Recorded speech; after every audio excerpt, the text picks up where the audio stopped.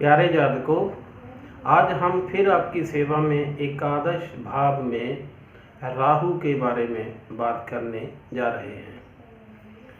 सभी जातक जानते हैं कि जो राहु है वो एक सोच है, एक ऐसी सोच है जिसमें लोभ, लालच, फरेब, भ्रम, माया जाल या बहरूपियापन छिपा होता है। क्योंकि राहु एक ऐसा ग्रह है जिसने छिप कर अपना देव रूप, दानव रूप से देव रूप बनाकर अमृत की बूंदें अपने अंदर निगल ली थी। ऐसे ही जातक जब एकादश भाव में राहु होता है तो जो वह होते हैं असल में वह दिखते नहीं हैं।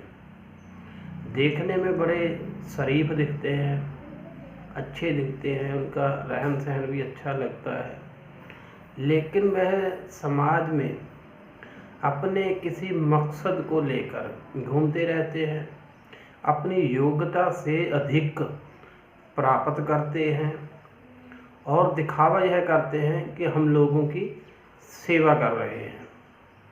सेवा में ही वो अपने हित को पूरा कर लेते हैं।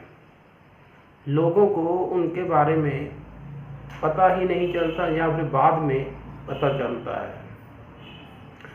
ऐसे ही कई जातक जिनका एकादश भाव में राहु होता है वह किसी कंपनी के नाम से पैसे डबल करने का या चौगुने करने का या ज़्यादा ब्याज देने का झांसा देकर लोगों की जेब से पैसे निकलवा लेते हैं। खुद वह अमीर बन जाते हैं लेकिन लोगों को कंगाल कर देते हैं, क्योंकि लोग उनकी भाषा पर, उनके चेहरे पर या उनके लिबास पर विश्वास कर लेते हैं, उनकी प्लानिंग पर विश्वास कर लेते हैं और बाद में लुटे जाते हैं। एकादश भाव में जब राहु होता है वह पिता के लिए हानिकारक होता है। जातक के पिता को कोई ना कोई परेशानी भी रहती है या उनकी अकाल मृत्यु भी हो सकती है। लेकिन अगर तीसरे या पांचवें घर में शनि हुआ तो पिता की बचत रहती है, पिता पर कोई ऐसा बुरा असर नहीं डालता है। ऐसे ही जातक को जब राहु एकादश में होता है तो जातक की इच्छाएं बहुत होती हैं। वह अपनी इच्छाएं तो पूरी करता जाता है लेकिन तृप्त नहीं होता, उसका मन भरता नहीं है, उसका लालच आगे आगे बढ़ता ही जाता है। पहले वह लाखों चाहता है, फिर लाखों जब उसके पास आ जाते हैं तो भी उसे उसका मन नहीं भरता, फिर करोड़ों चाहने लगता है, करोड़ों से भी उसका मन नहीं भरता। और ऐसे ही अगर एकादश का राहु बहुत नीच हुआ तो जेल यात्रा करवाता है, अपनी पैतृक संपत्ति बर्बाद हो जाती है। जातक अपनी संतान की ओर से काफ़ी दुख झेलता है या फिर लव, रोमांस, जुआ, सट्टा, लॉटरी में अपना सारा धन बर्बाद कर लेता है। तो यह राहु जिसकी एकादश भाव में होता है उसे भी पता नहीं चलता कि वह क्या कर रहा है। समाज को भी उस आदमी के बारे में पता नहीं चलता कि इसके साथ क्या हो रहा है, क्योंकि यह सृष्टि है, कुदरत है, नेचर है। नेचर के बारे में वही लोग जान सकते हैं जो अपना कुछ समय निकाल कर एकाग्र होकर अपने आप को समाज और अपने आप से दूर करके ऑब्जर्वेशन अपनी सही करते हैं, अपने आप को खोजते हैं, पहले अपने आप में सुधार करते हैं, अपनी बुराइयां देखते हैं, फिर समाज की बुराइयां देखते हैं। समाज की बुराइयों को भी सीधा ही किसी पर अगर कहेंगे, किसी को किसी की बुराई बताएंगे तो उसे लगता है कि मेरे पर कोई आरोप लगा रहे हैं।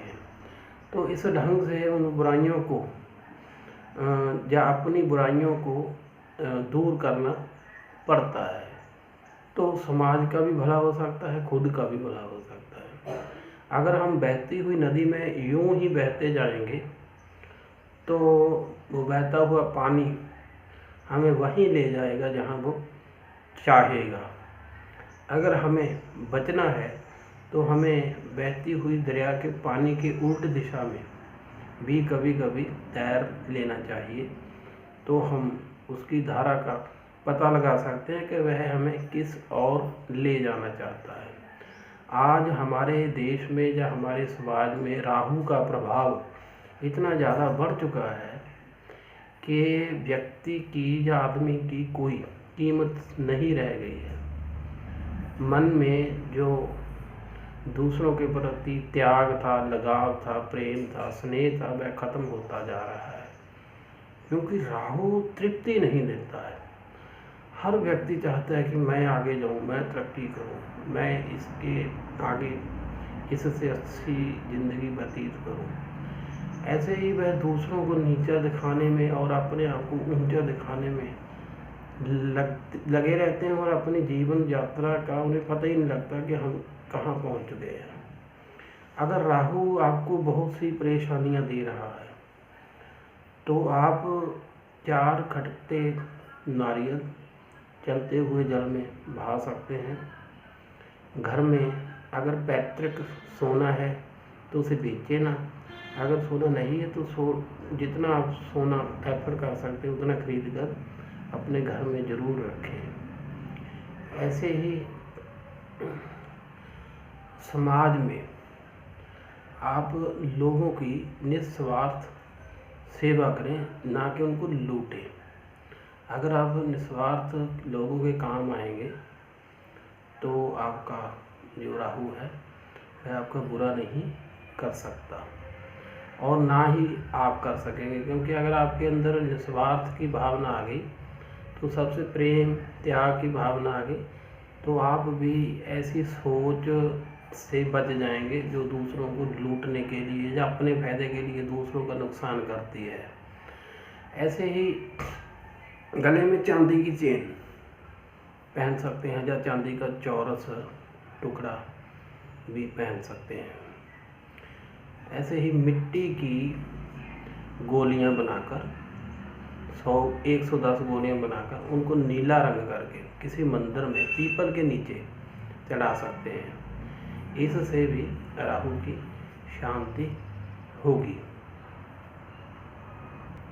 घर में कोई भी ऐसा चूल्हा या भट्ठी ना लगाएं जिससे दिन रात धुआं निकलता हो या ज़्यादा धुआं निकलता हो। जिन लोगों के पास सोना नहीं है वह बृहस्पति की और वस्तुएं जैसे हल्दी की गांठ या चने की दाल पीले कपड़े में लपेट कर वह भी अपने किसी तिजोरी में या किसी दरवाज में जहाँ वह पैसे रखते हैं वहाँ रख सकते हैं। ऐसे ही जात को सिगरेट, बीड़ी, मीट, शराब, अंडा इसका त्याग करें जितना हो सके।